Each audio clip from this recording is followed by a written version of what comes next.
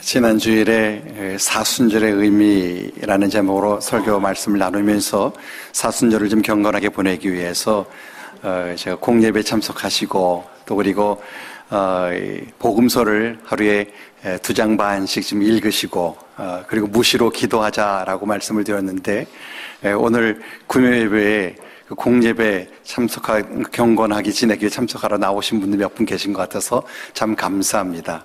이렇게 말씀의 변화가 있을 때 제가 좀 힘이 납니다.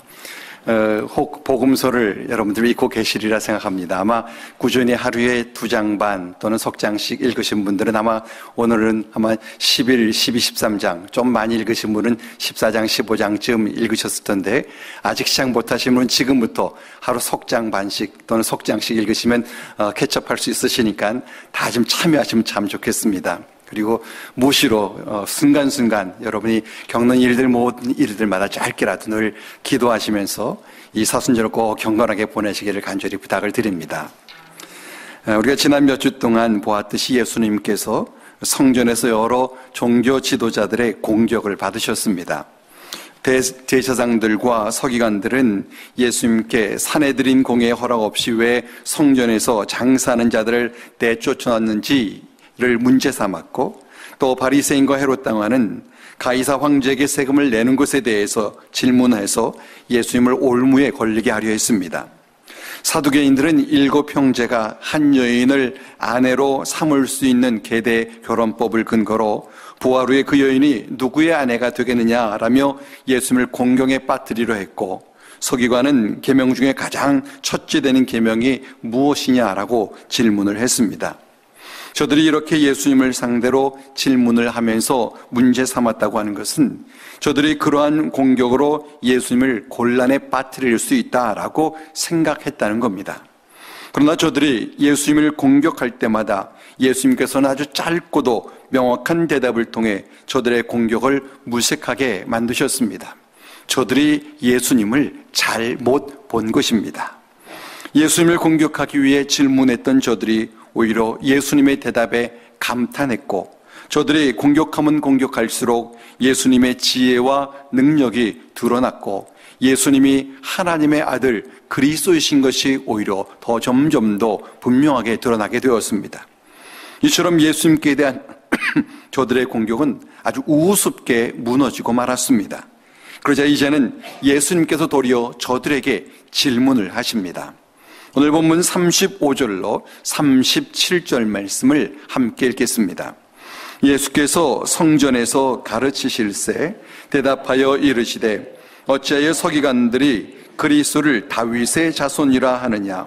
다윗이 성령에 감동되어 친히 말하되 주께서 내 주께 이르시되 내가 내 원수를 내 발 아래에 둘 때까지 내 우편에 앉았으라 하셨도다 하였느니라.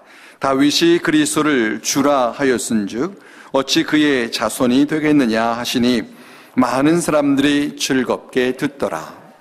여러 질문에 대답하신 예수님께서는 성전에서 가르치시던 중에 저들에게 어찌하여 서기관들이 그리스도를 다윗의 자손이라 하느냐라고 물으셨습니다. 당시 서기관들은 말씀을 연구하고 가르치는 성경학자들입니다. 저들이 성경을 연구하고 그 말씀에 근거해서 그리스도는 다윗의 자손이다라고 가르쳤습니다. 저들이 이렇게 가르친 것은 사무엘하 7장 12절과 13절에 근거한 것입니다. 이렇게 기록을 합니다. 내 수완이 차서 내 조상들과 함께 누울 때에 내가 네 몸에서 날 네 씨를 네 뒤에 세워 그의 나라를 견고하게 하리라. 그는 내 이름을 위하여 집을 건축할 것이요 나는 그의 나라 왕위를 영원히 견고하게 하리라. 이 말씀은 하나님께서 나단 선지자에게 다윗에게 말하라고 가르쳐 주신 말씀입니다. 다윗이 명이 다하여 죽은 후에 하나님께서 다윗의 후손을 세워서 그의 나라와 왕위를 영원히 견고하게 하겠다라고 말씀하셨습니다. 서기관들은 이것을 백성들에게 가르쳤고 백성들은 그리스도가 다윗의 나라를 회복할 것이다 라고 기대를 했습니다. 그리스도가 로마 정권을 물리치고 이스라엘을 그 옛날 다윗의 왕국과 같이 강대국으로 만들고 백성들이 그 나라에서 태평성대를 누리게 될 것을 꿈꿨습니다. 서기관들이 백성들에게 그리스도를 그렇게 가르친 것입니다. 예수님께서 사람들에게 이것을 질문하셨다는 것은 당시의 사람들이 서기관들에게 그렇게 배워서 그렇게 생각하고 있는 것을 사람들도 예수님도 다 아는 것입니다. 그러나 서기관들이 가르친 이 말씀에는 문제가 있었습니다. 그리스도가 다윗의 자손이라는 말씀은 맞지만 그 말씀에 대한 해석이 잘못되었습니다. 서기관들은 그리스도가 다윗의 자손이라 하여서 그리스도를 세상적인 왕으로만 생각을 한 것입니다. 다윗이 그랬던 것처럼 사람에게서 나와서 사람으로서의 최고의 영광을 누리는 한날의 그저 왕으로만 생각한 것입니다. 저들이 그리스도의 영적 의미를 전혀 생각하지를 못했습니다. 그러나 사무엘하 7장 16절에 있는 하나님의 말씀을 저들이 바로 이해했다면 그런 오해를 벗을 수 있었을 터인데 저들은 그러지를 못했습니다. 사무엘하 7장 16절에 이렇게 기록을 합니다. 네 집과 네 나라가 내 앞에서 영원히 보존되고 내 왕위가 영원히 견고하리라 하셨다 하라. 하나님께서 나단 선지자를 통해서 다윗에게 하신 말씀입니다. 다윗의 집과 다윗의 나라가 하나님 앞에서 영원히 보존되고 그 왕위가 영원히 견고할 것이다 라고 말씀하셨다는 겁니다. 그러나 지금 예수님 시대에 이 사람들은 다윗 시대의 한참 뒤의 사람들입니다. 그때까지 다윗 시대부터 지금까지 어떤 역사가 있었는지를 저들이 잘 압니다. 다윗의 나라는, 다윗의 왕위는 바벨론에 의해서 이미 멸망당했습니다. 그리고 다윗의 왕위는 계속 이어지지를 못하고 있습니다.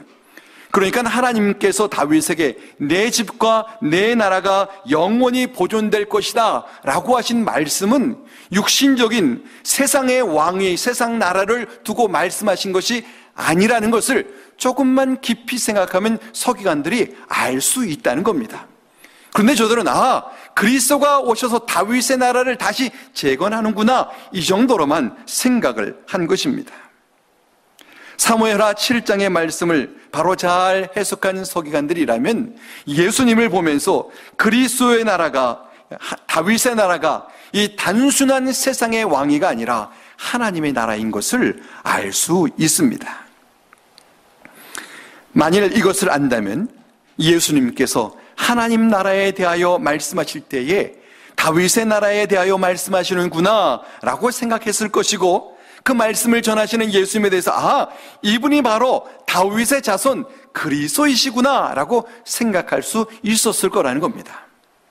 그러나 저들은 예수님이 하나님의 나라를 운운하고 사람들이 예수님을 그리스도 다윗의 자손이라고 따르자 그 예수님이 다윗의 자손 아니다 라고 생각하며 하나님을 욕되게 한다 라고 생각하며 예수님을 죽일 생각을 한 것입니다.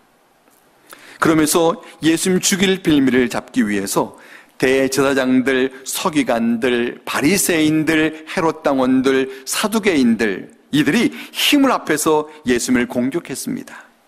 이것을 보신 예수님께서 너희들이 정말 그리스도가 다윗의 자손이다 라는 한 이 말씀의 의미를 아느냐라고 말씀하시는 겁니다.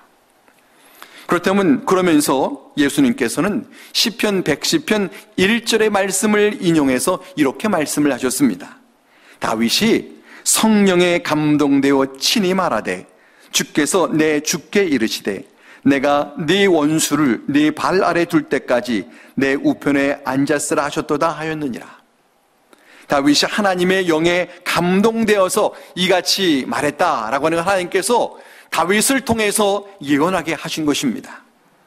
주께서 내 주께 이르시되라고, 주께서 주에게라고 두 번 주가 나오게 되어 있는데, 처음 말하는 주는 성부 하나님을 말하는 것이고, 두 번의 내 주께 이르시되 할 때 두 번째 주자는 그리스도를 말하는 겁니다. 다윗이 그리스도에 대해서 내 주라고 말했다는 겁니다.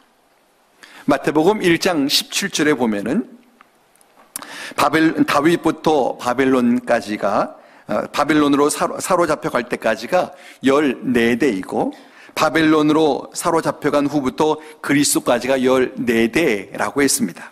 그렇다면은 이 다윗 때부터 지금 이 예수님 때까지 몇 대가 됩니까? 28대입니다. 굉장히 긴 시간입니다. 그렇게 오랜 후에 24대 후손을 가리켜서 다윗이 내 주라고 말했다는 겁니다. 그러니까 그리스도를 다윗의 자손이라고 불렀다는 것은 그리스도가 단순한 다윗의 그냥 후손, 그 어떤 왕이 아니라는 겁니다. 그래서 예수님께서 37절에 다윗이 그리스도를 주라 하였은즉 어찌 그의 자손이 되겠느냐라고 했습니다. 그리스도는 육적으로 생각할 것이 아니라 영적으로 생각해야 한다는 것입니다. 그러나 유대 종교 지도자들은 사람들이 나귀 새끼를 타고 예루살렘 성에 입성하시는 예수님을 보면서 다윗의 자손이요 라고 외칠 때에 저들은 마음이 언짢았습니다. 왜냐하면 그 말이 다윗의 자손이요 라고 부르는 말이 그리스도요 라고 부르는 말이기 때문입니다. 어떻게 나사렛에서 온 촌사람이 그리스도일 수 있겠느냐라고 생각한 것입니다. 저들은 그리스도가 다윗의 자손이기 때문에 왕으로서의 영광을 누릴 만한 자여야 한다라고 생각을 했습니다. 마국간에서 태어나 목수의 아들로 자라서 병든 자들과 가난한 자들을 가까이 하는 그런 자는 결코 그리스도일 수 없다라고 생각한 것입니다. 그리스도는 권세 있는 가문에서 태어나 엘리트 교육을 받고 권력자들과 함께하면서 강력한 힘을 보여주는 자라야 그리스도라고 할 수 있지 않겠냐라는 생각을 갖고 있었던 겁니다. 그래서 저들은 예수가 그리스도가 아니라는 것을 증명하기 위해서 당대에 내노라는 실력자들을 총동원해서 예수님을 공격했고 그렇게 해서 예수님이 그리스도가 아니라는 것을 증명하려고 했습니다. 그런 저들에게 예수님께서는 다윗이 어째서 그리스도를 내 주라고 했겠느냐라고 하시면서 그리스도는 너희들이 생각하는 그런 사람이 아니다라고 말씀하시는 것입니다. 예수님께서 이같이 말씀하실 때에 많은 사람들이 즐겁게 들었다라고 본문에 기록을 합니다. 예수님 주위에 있던 이 대부분의 사람들은 가난한 사람들이고 대접받지 못하는 사람들입니다. 그런데 권위만 내세우는 종교 지도자들이 예수님의 말씀에 아무런 반론도 제기하지를 못하는 것을 보면서 저들은 마음속에서부터 흐뭇한 생각이 들었던 겁니다. 저들은 자신들의 처지를 이해하며 자신들과 함께하고 병자를 고쳐주시고 귀신 들린 자에게서 귀신을 쫓아주시고 오병이 열어 먹여주시고 바람과 바다를 잔잔케 하시고 죽은 자를 살려주시면서 자신들을 섬겨주신 예수님이 그리스도이기를 바랬던 것입니다. 저들의 눈에는 저들은 성경을 잘 몰라도 저들의 눈에는 예수님이 그리스도로 보였던 겁니다. 그러나 서기관들은 성경을 해석하고 가르친다고 하면서 오히려 잘못 이해하고 잘못 가르쳤습니다. 성경이 말하는 그리스도를 도리어 그리스도가 아니다라고 했고 그리스도이신 예수님을 오히려 저들은 죽이려고 공모했습니다. 저들의 영적 지도자들이지만 저들의 영안이 너무나 어두웠던 것입니다. 예수님이 그리스도이신 것을 보통 사람들은 알고 느끼고 있는데 왜 영적 지도자라고 하는 저들의 눈에는 예수님이 그리스도이신 것이 보이지 않을까요? 저들이 이렇게 영안이 어두웠던 이유가 무엇인가 하는 것에 대해서 그 다음 38절로 40절에 이렇게 기록을 합니다. 함께 읽겠습니다. 예수께서 가르치실 때에 이르시되 긴 옷을 입고 다니는 것과 시장에서 문안받는 것과 회당의 높은 자리와 잔치의 윗자리를 원하는 서기관들을 삼가라. 그들은 과부의 가산을 삼키며 외식으로 길게 기도하는 자니 그 받는 판결이 더욱 중하리라 하시니라. 서기관들은 사람들이 자신을 랍비여 선생님이라고 부르니 자신 스스로도 자신들은 높은 사람들이다 라고 생각하며 교만해 줬습니다. 그래서 저들은 긴 옷을 입고 다니는 것과 시장에서 문안받는 것을 좋아했습니다. 그래서 늘 긴 옷을 입고 다녔고 사람들이 많은 곳에 가는 것을 더 좋아했습니다. 왜냐하면 그러면 그럴수록 사람들이 자신들을 높이며 랍비여라고 불러주었기 때문입니다. 긴 옷은 당시 서기관들이 입던 옷인데 서기관들은 자신들의 경건을 나타내기 위해서 긴 옷을 입고 그 밑에 화려한 옷술을 달아서 사람들의 눈에 잘 띄게 했습니다. 요즘에도 랍비들이 그와 비슷한 옷들을 입고 다닙니다. 그리고 회당의 높은 자리와 잔치의 윗자리에 앉는 것을 좋아했습니다. 그러면 사람들이 우러러보고 사람들이 그들을 높은 자로 여겼기 때문입니다. 자신 스스로가 대접을 받아야 할 특권층이다라고 생각을 했습니다. 이처럼 섬김을 받기를 좋아하는 저들이었기 때문에 그리스도께서 오셔서 도리어 가난하고 힘들고 병든 자들을 섬기실 때 그가 그리스도로 보이지를 않았습니다.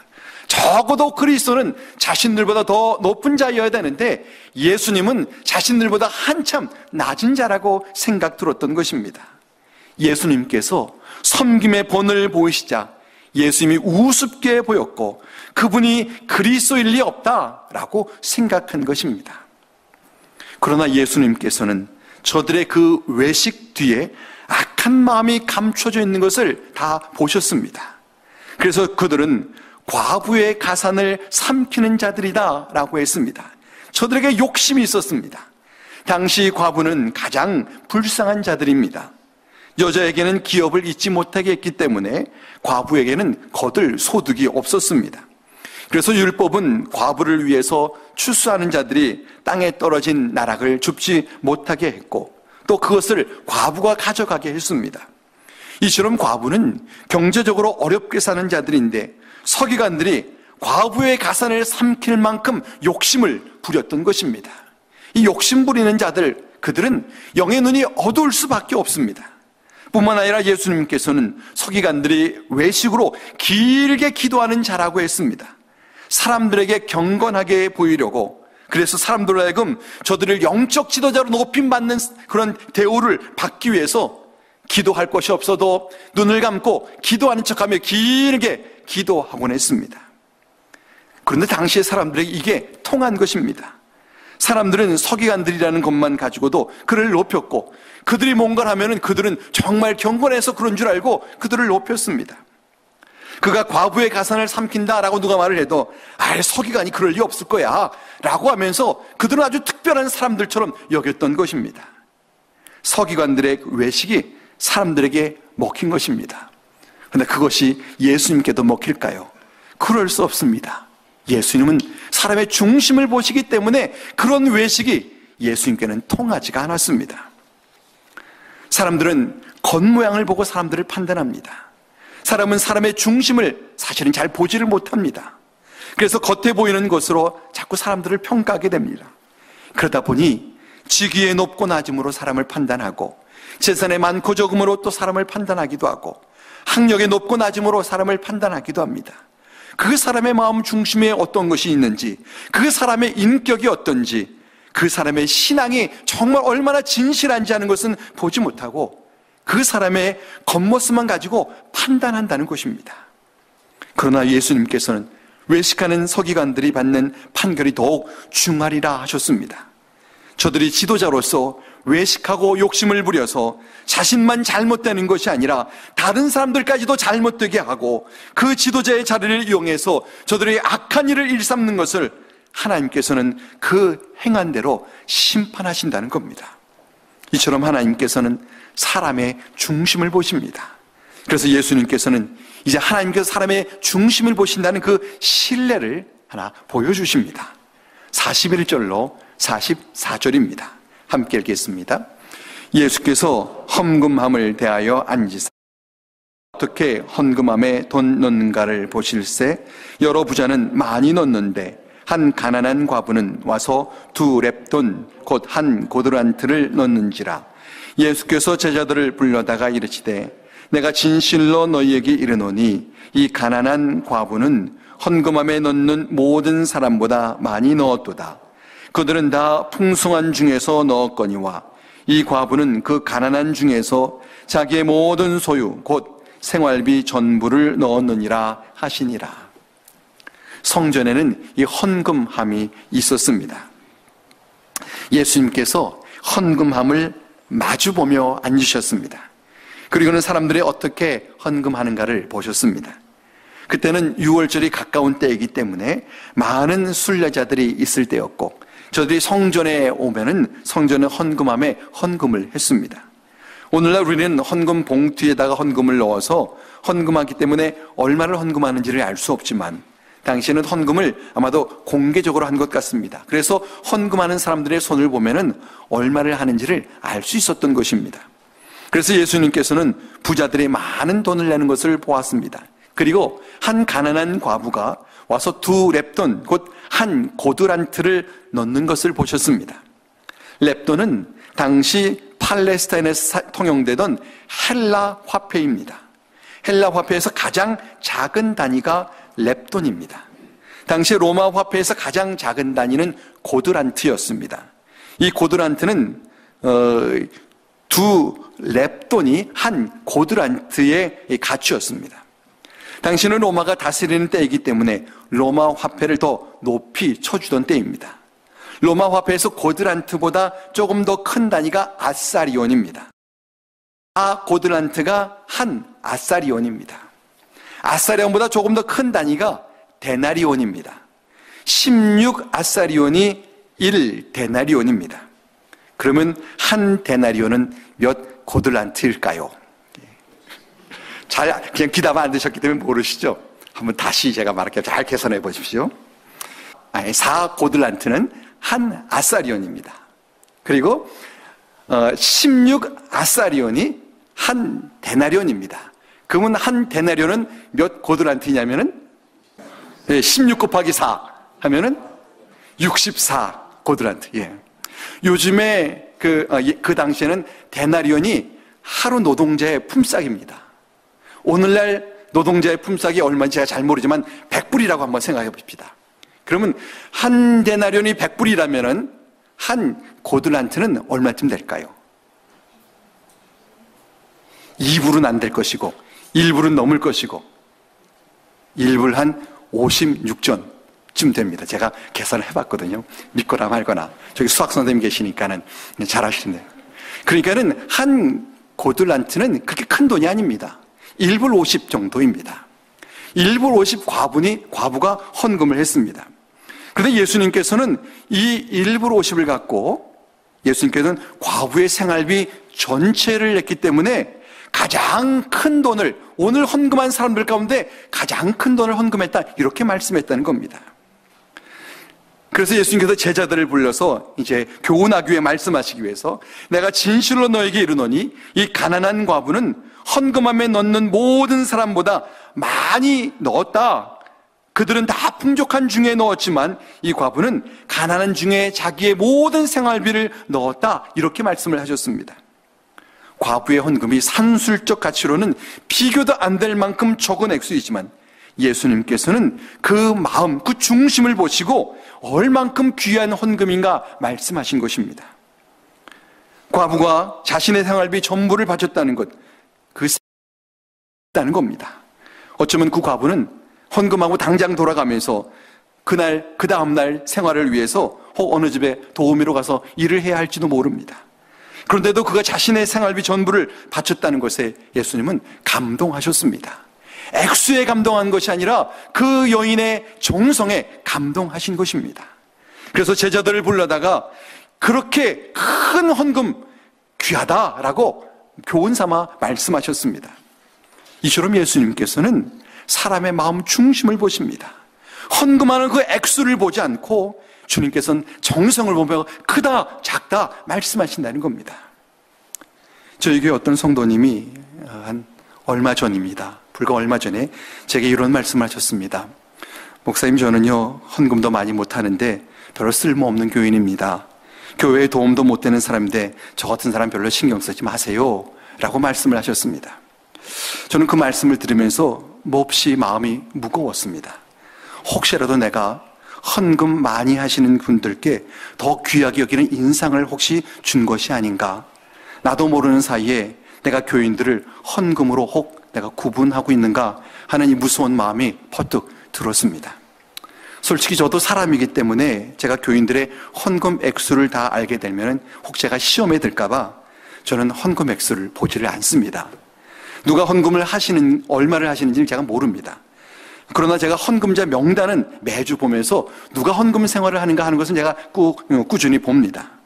왜냐하면은 헌금이 신앙의 성숙도를 반영하기 때문입니다.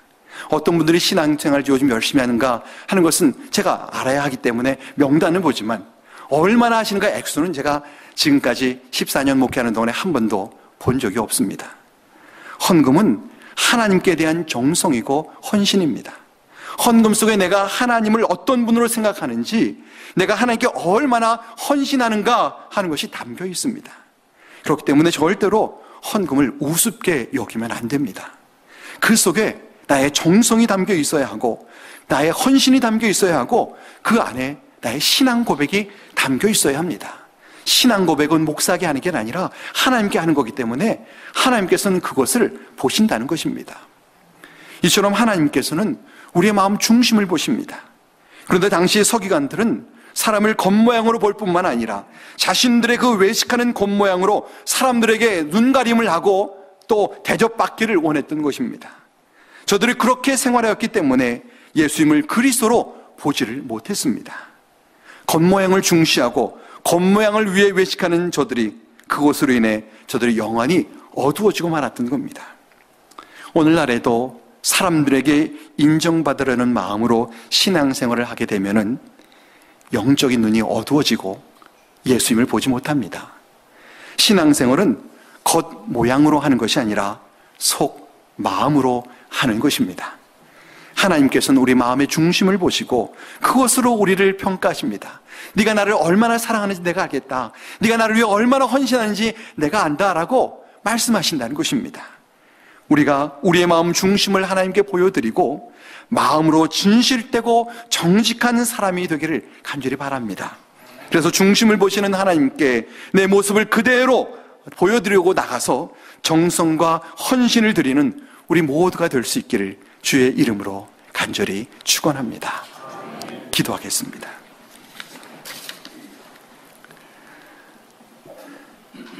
살아계신 하나님 아버지, 우리의 중심을 보시는 주님께서 우리가 주님을 어떻게 여기는가를 우리의 마음 중심으로 보고 아시는데, 하나님 아버지, 우리가 주님 앞에 설 때에 정말 사람들에게 보이듯 하는 그런 외식하는 마음 우리에게서 다 버리게 하시고, 또 그리고 사람들을 의식하는 마음도 버리고 주님 앞에 정말 솔직하게 모습 그대로 쓴 모습으로 우리가 신앙생활을 하게 하시고, 그것을 통해서 우리의 진정한 마음속에 있는 정성과 헌신을 주님 앞에 드려서 주님께 인정받고 주님께 칭찬 듣는 것을 참 기쁨으로 여기며 살아가는 영적으로 정직한 우리들 되고 영혼을 밝히 뜨는 우리들 되도록 도와주시옵소서. 예수님의 이름으로 간절히 기도하옵나이다. 아멘.